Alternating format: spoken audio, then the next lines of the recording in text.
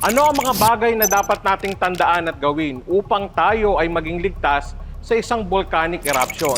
So unang-una, we should stay informed in terms of yung tinatawag po natin na mga alert level dahil ang PBOX po ay every time ay may nilalabas na mga advisory patungkol po dito. Parang 1 to 5 po ata po. Ano po ibig sabihin? So yung 0, of course, nasa ano tayo, 0 background level, walang activity. Alert level 1, low level of unrest. Alert level 2, moderate level of unrest. Tapos yung alert level 3, hazardous eruption may happen in the next few weeks. Alert level 4, hazardous eruption imminent. And then alert level 5, hazardous eruption ongoing. Importante rin na alamin natin yung mga senyales bago sumabog ang isang bulkan. So ano-ano po ba ito? So unang-una, madalas tayong makakaramdam ng mga paglindol na may kasamang dagundong. So pangalawa na ma-observe natin ay nag-iiba yung kulay ng usok na lumalabas. Ito po ay nagkukulay abo. So isa pa sa ma-observe natin bukod doon sa mga anyong tubig ay yung mga halaman. So nakikita natin na natutuyot yung mga halaman na nakapaligid sa bulkan. Yung evacuation area sa ating pong mga lugar at yung pinaka-safest route, dapat alam din po natin kung saan-saan po ito. So, pang-apat, so tayo po ay maghanda ng go bag or yung mga essentials po na kakailanganin natin kung sakali na mag-order ng preemptive evacuation ang ating pong pamahalaan ay mas maganda po ay maihanda na po natin. Kasi isa po ito sa common reason kung bakit tumatagal ang isang evacuation. Dahil kung kailang inutos pa lang po, doon pa lang po tayo mag-aayos, doon pa lang po tayo magliligpit ng ating pong mga gamit. Hindi po katulad pagkahabang maaga, kapag inorderan tayo, ay mas mabilis po tayo na makakapag-evacuate at hindi na po tatagal ng oras sa pag-aayos ng gamit. Makakabuti din po na alamin natin yung history ng bulkan. Kung kailan po ba ito huling pumutok, at ano po yung cycles kung kailan po ito pumuputok. So, paano po natin itong malalaman? So, pwede po tayong kumuha ng mga information sa ating pong mga lokal na DRRMO or yung mga taga doon po mismo sa atin, yung mga matatanda na doon na nakatira. So, alam po nila yon kung kailan po yung cycle ng pagputok ng isang bulkan.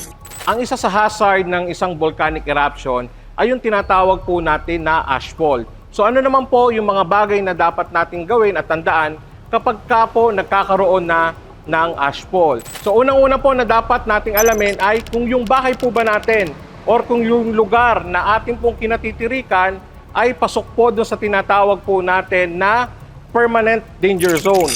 Dahil po ang pamahalaan ay meron pong sinusukat na permanent danger zone na kung saan kayo po ay permanent na dapat po ay wala na pong nakatira doon or kayo po ang priority na i-evacuate kung sakaling magkaroon ng mga volcanic eruption. So paano po natin na ito makukuha? So sa pamamagitan din po ng mga information sa ating pong barangay at sa ating pong mga lokal na DRRMO ay malalaman po natin kung pasok po ba yung bahay natin sa permanent danger zone.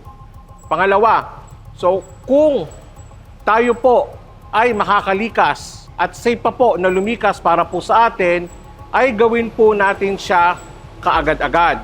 Pero in a situation na hindi po talaga na safe na lumikas dahil talagang sobra na po yung ashfall na ating nararanasan at nagkakaroon na po tayo ng zero visibility, wag po nating tatangkain na mag-drive ng ating pong mga vehicle para po pumunta sa evacuation center dahil ito po ay napakadelikado. Marami pong aksidente ang pwede pong mangyari kapag ka po pinilit natin na mag-drive po tayo sa isang zero visibility due to ashfall.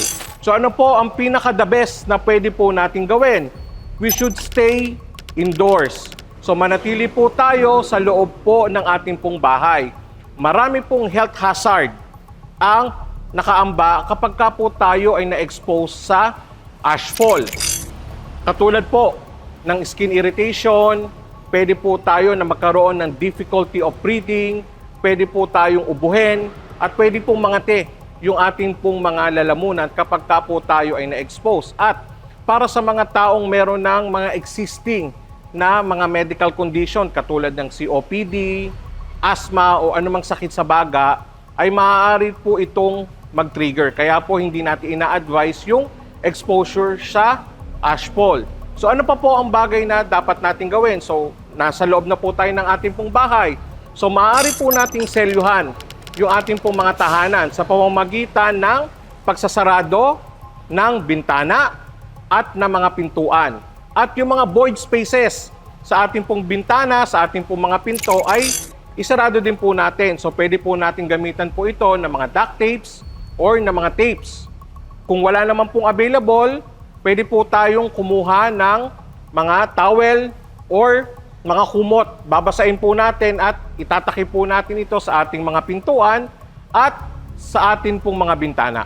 So ano pa po ang pwede natin gawin? So takpan po natin yung mga pagkain at yung mga inuming tubig po natin sa bahay po natin. Nang sa gayon, maiwasan po na ito ay makontamina ng ashfall. At kahit na po tayo ay nasa loob ng ating pong bahay, so wag po nating kalilimutan ang pagsusuot ng face mask at ng eye goggles. Nang sa gayon, ay maiwasan po natin na malanghap at pumunta po sa ating mga mata yung particles ng ashfall.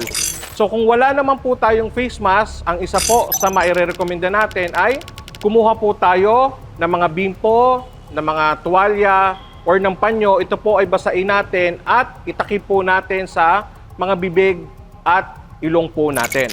Kung sakali man po na may mapuntang ashfall sa ating pong mga mata, so wag na wag po natin itong kukusutin or kakamutin dahil maaari po na maapektuhan yung lens po ng ating pong mga mata. So ano po ang mga option na pwede po natin gawin? So unang-una, sa ating pong mga kusina, pumunta po tayo sa ating mga lababo.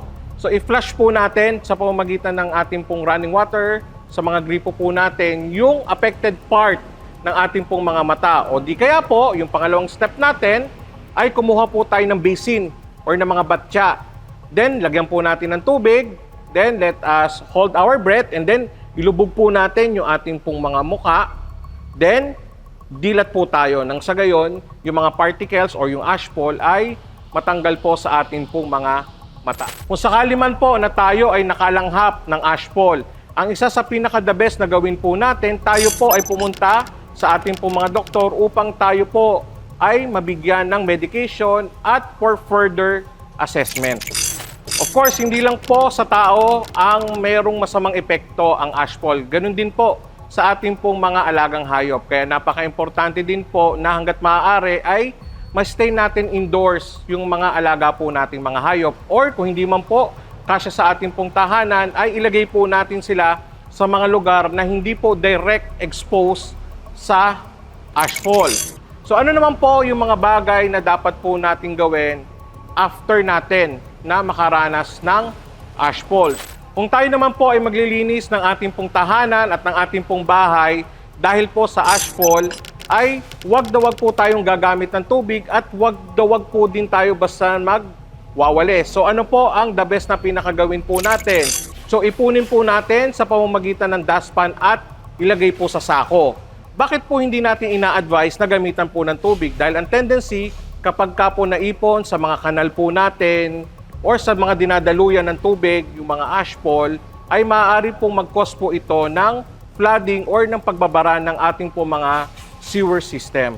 So hugasan po natin ng maigi yung mga prutas, yung mga gulay na atin pong i-consume dahil may chances po na ito ay nakontamina ng ashfall. So pag ito ay in-intake po natin, maaari po itong mag-cause ng mga sakit katulad ng food poisoning at ng marami pang iba. Wag na wag po tayo basta iinom or i-consume yung tubig na na-expose sa ashfall. Ito po ay napaka-delikado dahil pagka tayo po ay nakainom, nakalanghap, naka-intake ng ashfall, ay pwede pong mag-cause ito ng severe abdominal pain or pwede pong mauwi din po ito sa diarrhea. Kaya po, maging maingat po tayo sa mga ini-intake po nating pagkain at tubig. So, ang isa sa pinaka-the best po dito ay pakuluan po natin ng maigi yung tubig na ating pong iinumin. Or, when in doubt, kung whether malinis po ba yung tubig na iinumin natin or contaminated po ba o hindi,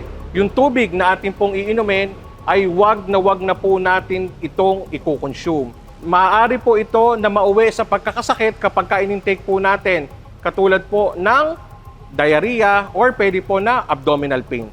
Higit po sa lahat ay wag po natin kalilimutan, maglilinis man po tayo or kailangan po talaga nating lumabas ng ating pong tahanan.